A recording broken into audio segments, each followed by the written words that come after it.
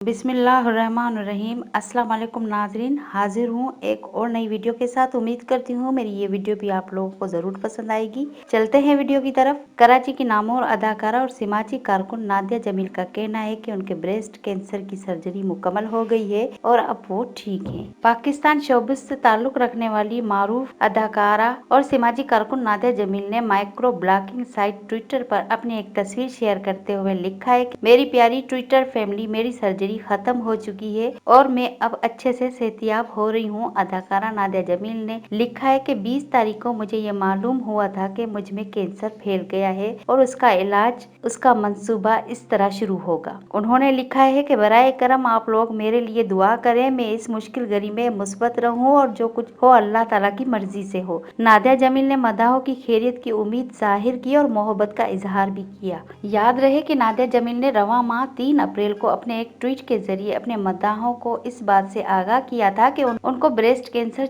यानी छाती का सरतान की तशखीस हुई थी। नाजरीन, मेरी वीडियो अगर आपको अच्छी लगी हो तो लाइक जरूर करें और सब्सक्राइब करना ना भूलें। इजाजत चाहती हूँ। अल्लाह हाफिज, फी अमानुल्लाह।